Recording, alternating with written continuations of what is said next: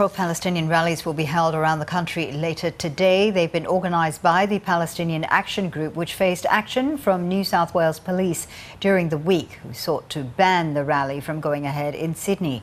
Well, that was dismissed late on Friday. Reporter Nick Dole joins us now from Sydney. Just talk to us about how big this protest is expected to be, Nick. Hi there, Fawzia. Well, there's no doubt this will be a big protest. I think the only question is how big, and protest organisers think it could be at least 5,000, but the potential for a much larger crowd was one of the reasons that New South Wales Police went to court last week initially to try to stop this protest taking place. Of course, they've now reached an agreement with the protest organisers so that it will go ahead. It's going to start here at 1 p.m. in Hyde Park.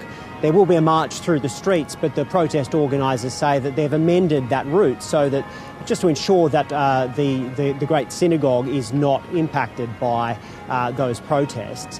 The organisers, they argue that their protests for the last year really now have been peaceful and that they expect that to continue.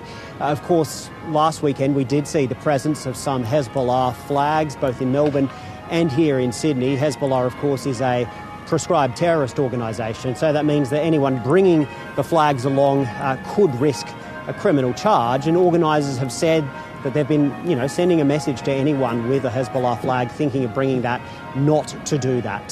So I think there will be a pretty heavy police presence here. They're starting to arrive and some of the setup is beginning now, but I think everyone just a little on edge, given that certainly in the last week we've seen tensions escalate, and of course we are almost at that anniversary of October 7th. Of course, and that anniversary of course happens tomorrow, October 7th.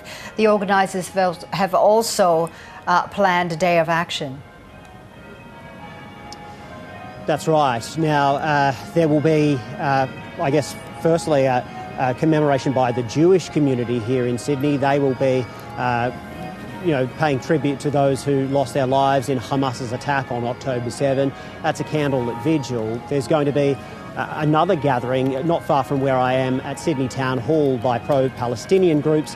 They're calling that a candlelight vigil too, and they say that they have every right to be there, and they say that's to mourn the people who've been killed by the ensuing Israeli action. Some of the Jewish leaders here in Sydney have criticised those gatherings, calling them shameful. And indeed, Anthony Albanese, the Prime Minister, and the Premier, Chris Minns, they've both said that they don't believe gatherings, certainly not protests, should be taking place on October 7.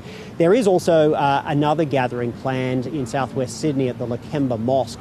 Now that's being supported by a range of Muslim organisations, but that gathering has also been linked with the fundamentalist group Hizb ut-Tahrir. And when Anthony Albanese was asked about those reported links, he criticised that organisation, saying he has no time for them and saying he doesn't believe any such rally should be sanctioned. But it is going ahead. New South Wales Police know about it, and they say they're working with the organisers to make sure that it happens without incident.